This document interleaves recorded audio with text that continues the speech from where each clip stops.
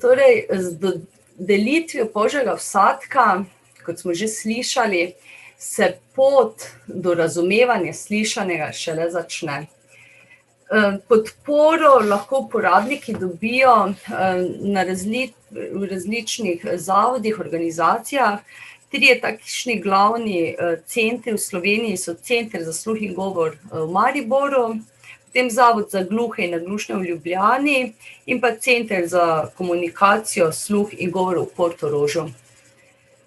Poleg seveda logopedov, ki delajo na klinikah in se prvi srečajo z vami, ko dobite polžji vsadek. Ampak potem kasneje pa se rehabilitacija nekako nadaljuje iz teh treh centrov. V našem uporabniki se sami odločijo, glede na to, kje živijo, s katerim centrom se bodo povezali in kje bodo potem deležni obravnave, torej rehabilitacije. V našem centru, torej v Mariboru, deluje tim za polžji vsadek, že od vsega začetka, odkar smo v Sloveniji dobili prve osebe s polžjim vsadkom. Tim sestavljamo različni profili, od logopedov, ki so nekako nosilci, bi lahko rekli, logopedske obravnave ali pa surdopedagoške obravnave oseb s polžjim vsadkom. V našem timu je tudi inženir elektrotehnike, gospod Milan, pa tudi psihologinja. Tim torej skrbi za celostno obravnavo oseb s polžjim vsadkom in pa skrbi tudi, da uporabniki dobijo še neko drugo podporo. Zato tudi izdajamo strokovno literaturo, recimo časopis Objem zvoka. Tukaj moram reči, da je glavna akterka kolegica Diana Ropert. Ona res neumorno skrbi, da Objem zvoka izide spet in spet in spet, nas spodbuja in moram reči, da brez nje verjetno Objema zvoka več ne bi bilo. Res je vztrajna. Vse vas povabim lepo, da če imate kakšen prispevek, če želite deliti svoje izkušnje, svoje znanje o polžjem vsadku, da Diani Ropert pošljete svoje prispevke in z veseljem ga bomo objavili v našem časopisu.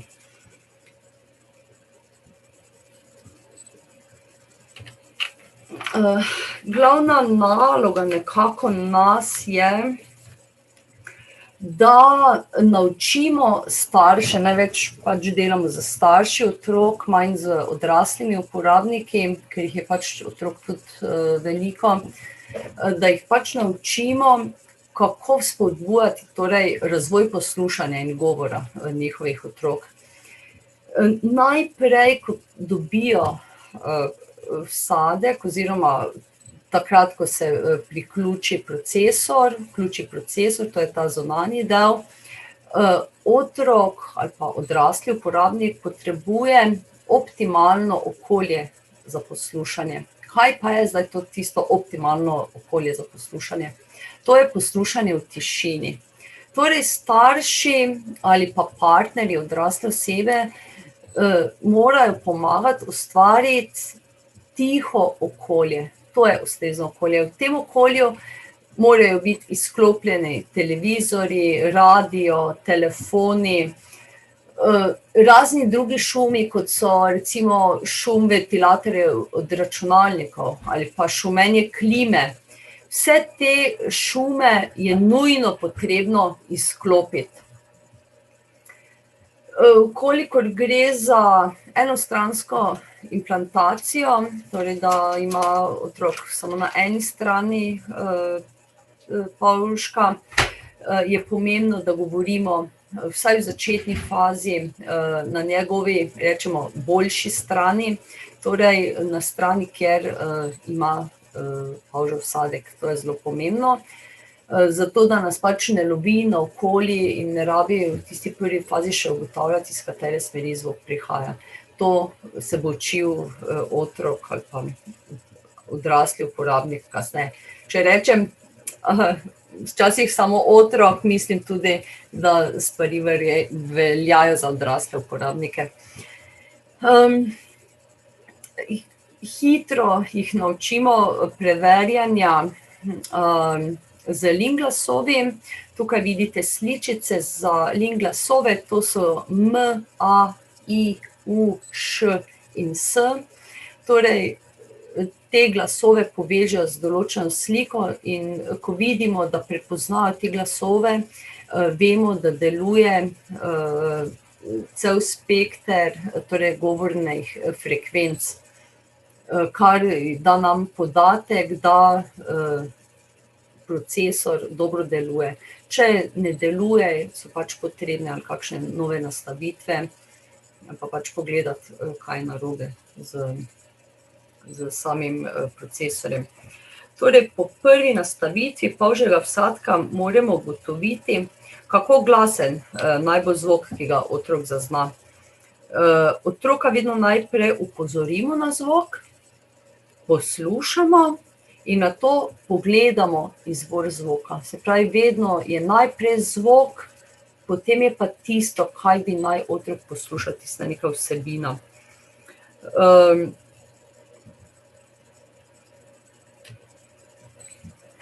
Zelo pomembno je usmerjeno poslušanje, torej, da uporabimo to slušno zanko. Torej, otroka opozorimo, da želimo neko poslušanje, rečemo na primer, poslušaj, in s prstom pokažemo na uho, torej preusmerimo pozornost na to, da se bo zdaj dogajalo nekaj z nekimi zvoki, da mora biti pozoren na poslušanje z ušesi.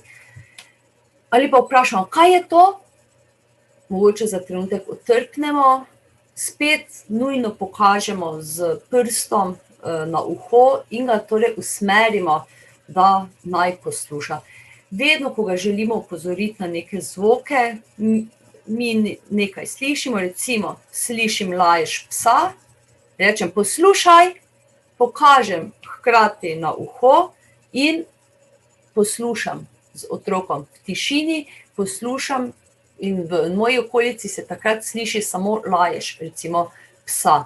In sem skupaj z otrokom pozorna na ta zvok. Želim, da ga zazna, kasneje prepozna, razlikuje in na koncu, da tudi razume, čemu pripada ta zvok. Včasih pa uporabljamo tudi vizualne motilce. Torej, ko želimo, da otrok res je osredotočen na poslušanje, da razvijamo poslušanje, je pa otrok v tistem trenutku zelo pozoren na naš obraz, seveda to je njegova podpora, da bere z našega obraza, da bere z naših ust. Mi pa, ko želimo, da je pozoren samo na zvok, preusmerimo njegovo poslušanje, njegovo pozornost na nekaj drugega, na nekaj zanimivega. Naprimer, če želim, da bo otrok slišal, da nekdo zvoni pred hišnimi vrati, bom rekla, bom recimo s prstom pokazala proti vratu in rekla, poslušaj, glej, in bom s prstom pokazala potem na nekaj drugega, na nekaj zanimivega. Se pravi, ne bom kazala na moje uho, ampak bom preusmerjala, zato ker otrok me že gleda v usta ali pa v obraz, ker se nekaj pogovarjamo. Jaz pa z prstom pokažem na tisto nekaj zanimivega, od koder prihaja zvok. Ali od koder prihaja zvok, v tem primeru recimo zvonec pri vratih, ali pa pokažem proti oknu, zato ker od zunaj slišim nek hrup, neke zvoke od zunaj, lahko je to, ne vem, lajež psa, ali pa mimo je peljal avto, ali pa zunaj se pač nekaj glasnega dogaja, pokažem s prstom navzven in otrok bo sledil temu mojemu prstu, k temu izvoru zvoka in bo poslušal ta zvok in ga bo začel povezovati, aha, to ni tišina, to je nek zvok, in ga bo začel se pravi najprej zaznati, potem prepoznati in končno tudi razumeti. Recimo, če se igrava, pa me otrok veliko gleda v usta, bom pokazala recimo na kocko. Poglej!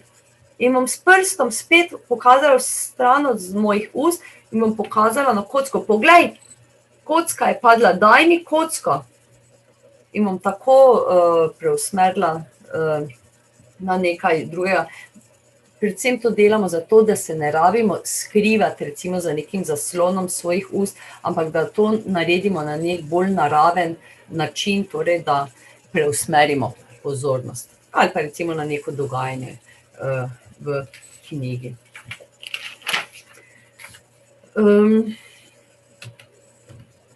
Zvoki morajo torej dobiti nek pomen.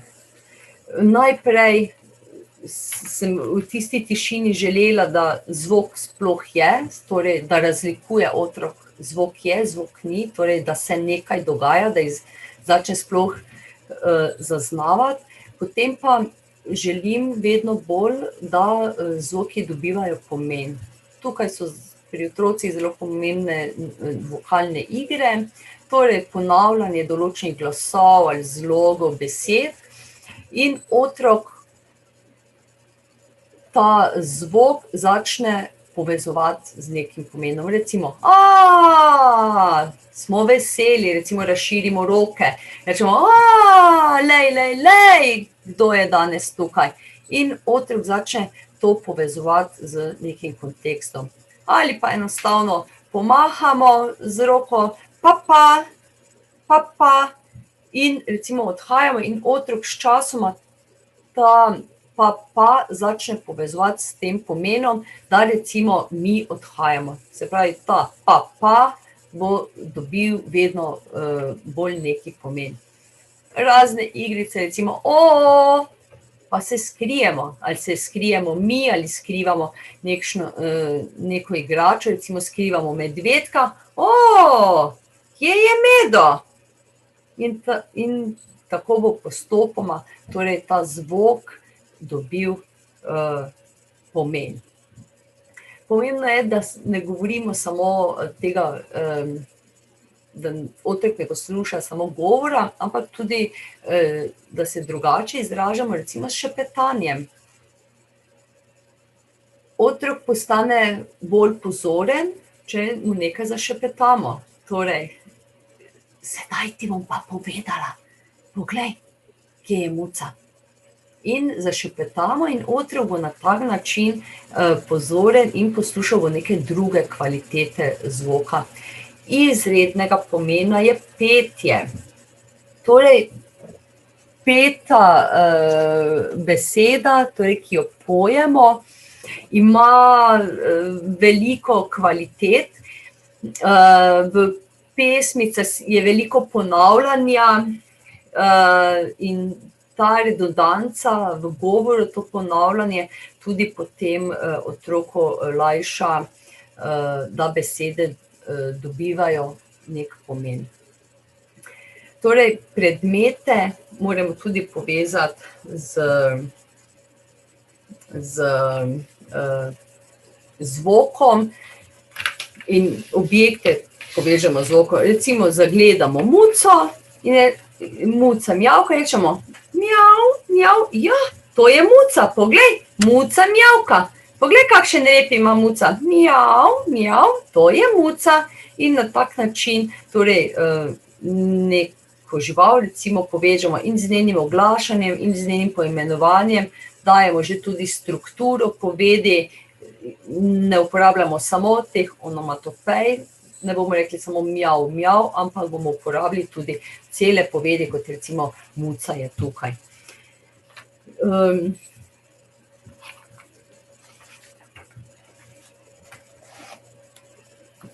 Torej, otrok začne vedno bolj na tak način prepoznavati, nauči se torej prepoznavati različne glasove, ve, da gre recimo za moški glas, za ženski, za otroški glas. Nauči se prepoznavati žalosten ali pa vesel glas. Nauči se recimo prepoznavati svoje ime 100-krat in 1000-krat sliši in na ta način se vedno bolj nauči prepoznati svoje ime. Nauči se tudi prepoznati različne zvoke iz okolice, ki jih posluša. Zvok torej dobiva pomen. In pa nauči se nenazadnje prepoznati število besed v povedi, število zlogov v besedi in tako napreduje v prepoznavanju zvokov. To prepoznavanje pa vodi torej v razumevanje. Ko se otrok nauči razumeti prve onomatopeje, torej onomatopejo recimo mjav, mjav, bo vedno bolj povezal z muco, razume vedno več besed, sicer je to razumevanje razumljivo v začetku konkretno, v kontekstu neki situaciji, kasneje se pa to razširi tudi na nekonkretne stvari. Otrok začne razumevati vedno bolj zahtevnejše govorne vsebine, razume in lahko kmalu že tudi izvede eno, kmalu pa že 2, pa več navodil. In pa razvija sposobnost slediti in pa razumeti neko pripoved. Kmalu bo začel razvijati sposobnost razumeti in pa uporabljati tudi vprašalnice, začel bo oblikovati odgovore. In to je tisto, kar si mi želimo, da bi kmalu dosegel.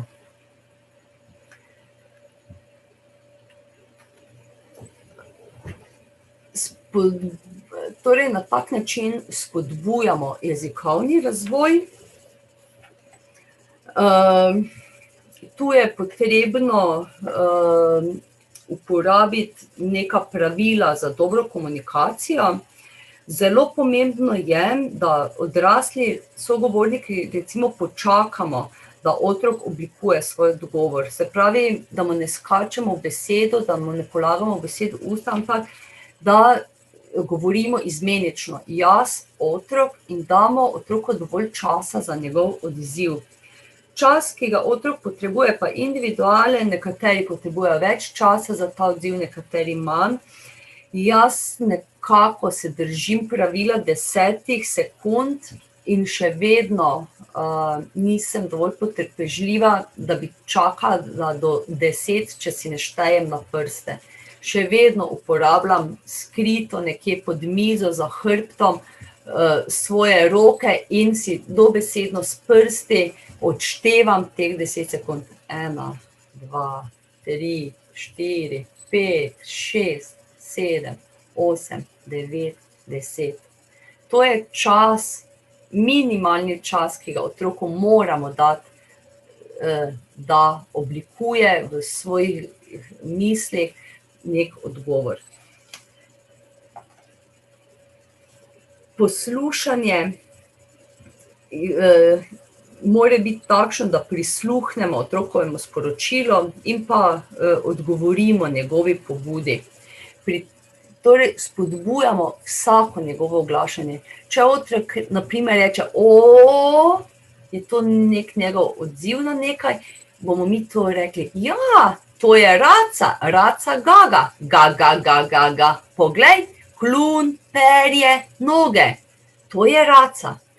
Torej, tudi če otrok ob gledanju račke reče o, ne bomo rekli ne o, ga, ga, ga, ampak bomo ga spodbudili, poslušali bomo, kaj on govori in bomo mi na svoj način interpretirali to, kako bi naj nek opis nečesa potekal. Pri tem je zelo pomemben očesni stik, torej vzpostavite komunikacijo z očmi. Počakajte, preden nadaljujete z govorjenim sporočilom, da se otrok z očmi poveže z vami. To je zelo pomembno, ker šele takrat, ko se bo otrok povezal z vami, ko bomo vzpostavili očesni stik, takrat je otrok v bistvu pripravljen na poslušanje. Lahko ga tudi potrepljamo, recimo po rami, z fizičnim dotikom se mu približamo, da vzpostavimo ta očesni stik in šele na to v bistvu nadaljujemo z poslušanjem. izmenjava v govoru na vsaki stopnji jezikovnega razvoja otroka je to en model razvijanja komunikacije. To je način, ko lahko posredujemo zgled izražanja, naj bo to neka beseda, ali pa kratek, ali pa daljši stavek, seveda z upoštevanjem tudi slovničnih pravil. Otrok se tako spontano uči tudi teh slovničnih pravil. Izmenjava ta jaz, ti, jaz otrok ali pa jaz odrasla oseba, da je torej drugi osebi sporočilo, da je enakovreden v tej komunikaciji in da se v bistvu mora nenehno pripravljati, da bo tudi on na vrsti. Se pravi, jaz nekaj povem, ti nekaj poveš. Zelo je pomembno, da širimo besedišče, da ne ostajamo na nekem enem in istem nivoju, in tudi besedišče se pridobiva zelo situacijsko. Za zapolnitev, vemo, mora oseba slišati ne vem kolikokrat eno in isto besedo, uporabljeno v neki neposredni izkušnji. Vedeti moramo, da se besedišča otroci ne učijo na pamet, tudi slovnice se ne učijo na pamet, ampak torej iz situacij.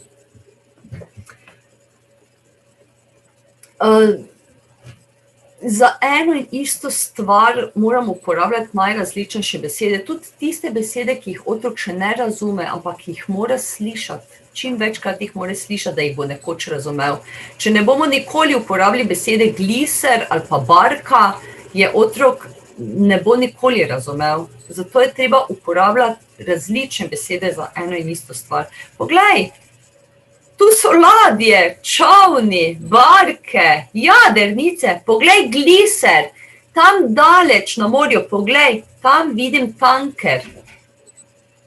Vse to so neka plovila, ki jih lahko vidimo na morju, se pravi, ne se omejevati samo na ladjo ali pa samo na besedo čavn, ampak dajemo otrokom, pa tudi drugim uporabnikom, čim širšo paleto ene in istega pomena, približno istega pomena, ne. Saj vemo, čisto isto ni jadrnica, čav, ampak različne te besede mu moramo ponujati, da jih bo potem lahko nekoč osvojil.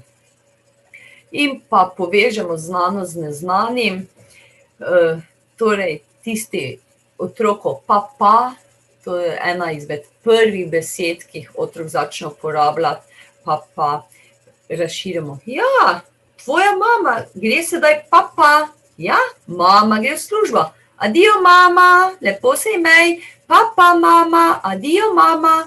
In tolikokrat to ponovimo, da bo otrok ta pa povezal tudi z adijo, nasvidenje in z drugimi besedami, ne? In bo s tem širil v bistvu ta znanost z neznanim. Otroka usmerjamo torej na zvoke in pa zdaj hitro tudi že na razumevanje zvokov.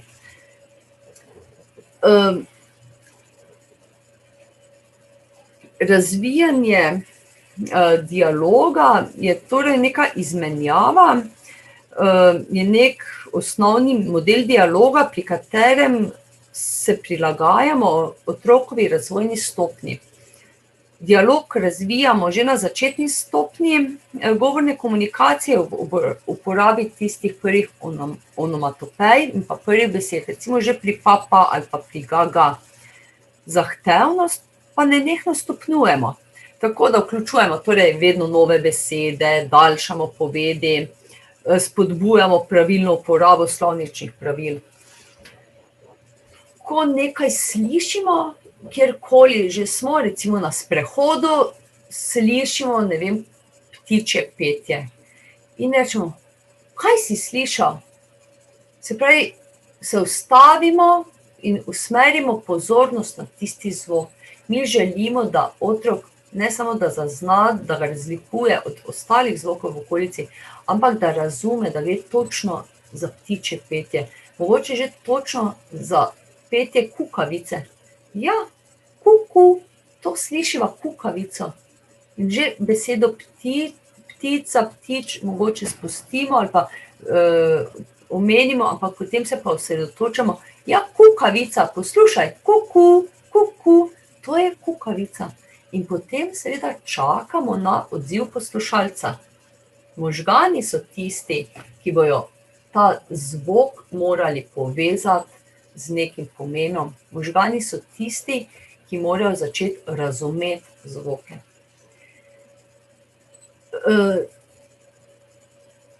Vprašanju naj vedno sledi odgovor. Če jaz otroka nekaj vprašam, recimo, kakšne barve je pa tvoja majica, pa reče roza. Ja, roza, tudi jaz imam roza majico. Veš, tudi jagode so roza in grozdje je roza. Imaš rad jagode? Ne ostanemo na majici, ampak skušamo širiti, nenehno širiti in preusmerjati na druge teme. In to je pa že v bistvu višja stopnja razumevanja. Ni več čisto situacijska, ampak že mora biti je že malo v oblaku, ne, ker je ne vidi tukaj. Za današnji čas pozno implantiran fant je v šoli imel govorni nastop in je predstavil sam sebe, kako on posluša v šoli. To je bilo že pred leti, ta fant je že končal srednjo šolo, to je bilo v njegovi osnovni šoli. In takrat je na enem od svojih slajdov, to je en njegov slajd tukaj desno, napisal: poslušati je težko. Hitro se utrudim, včasih me boli glava. Tudi pavzo rabijo ti naši otroci in odrasli uporabniki. Takrat, ko so utrujeni, rabijo pavzo, včasih se tudi sklopijo in takrat jim moramo tudi mi pustiti, da se izklopijo. Ne riniti vedno z glavo skozi zid. Ja, spodbujamo, nosi aparat čim dalj časa, prej ko slej, cel dan, ves čas budnosti. Včasih je pa tudi nas ene take njihove izjave malo na tla postavijo, da pa rabijo tudi pavzo, ne samo usmerjanje na zvoke, ne samo darila, ne nehnega poslušanja, ampak to poslušanje je v bistvu velikokrat za njih tudi velik napor in to moramo mi tudi razumeti. Kaj je pomembno? Torej, glavni spodbujal poslušanja in govora je starš. Torej, ali pa tisti v njegovi okolici, en odrasli uporabnik. Vi starši ste tisti, ki boste otroka spodbujali in ki ga boste usmerjali na zvoke. Če otrok ne napreduje, ne smemo čakati. Takrat je treba nekaj spremeniti, poiskati rešitev, razumeti, zakaj otrok več ne napreduje, ni kriv otrok, če ne napreduje. Takrat iščemo pomoč. Lahko, da potrebuje novo nastavitev, lahko, da je z baterijami kaj narobe, lahko, da mu ne nudimo dovolj izzivov v poslušanju, da je tudi na naši strani treba nekaj spremeniti in takrat je treba pač narediti korak v drugo smer. Jaz bi zaključila z besedami, da mi logopedi ali pa surdopedagogi, kakorkoli smo strokovnjaki, ki staršem ali pa uporabnikom v bistvu dajemo neke smernice, neke nasvete za učenje poslušanja, govora, jezika. Oni so pa tisti, ki preživijo največ časa v življenju otroka z otrokom in ali pa z odraslim uporabnikom. In oni so tisti, ki morajo te stvari speljati v življenje. Mi lahko samo svetujemo, oni so pa tisti, ki bodo potem to sprovedli. Tista 1 ura ali pa pol ure, ki jo starš ali pa otrok ali pa uporabnik preživi v logopedski ambulanti, nikakor ni dovolj, da bi od tega bila korist, če se potem to ne prenese v življenje. V Mariboru vsako leto organiziramo srečanje uporabnikov polževega vsadka. To je navadno prvi teden v juniju. To je slika ene torte. Mama enega našega uporabnika, enega našega otroka je spekla torto v obliki procesorja, tega zunanjega dela polžjega vsadka in je prinesla na piknik, ki smo ga imeli pred dobrima 2 letoma. Otroci so se podpisali z jedilnimi barvami. To so podpisi otrok s polžjim vsadkom: Marko, Hana, Sara, Jan, Karin, Katja, David. To so vse otroci, ki imajo polžji vsadek. To srečanje je lani prvič odpadlo zaradi COVID situacije. Jaz srčno upam, da bomo letos piknik izpeljali, vsi lepo vabljeni, tudi posredovali vam bomo vabilo.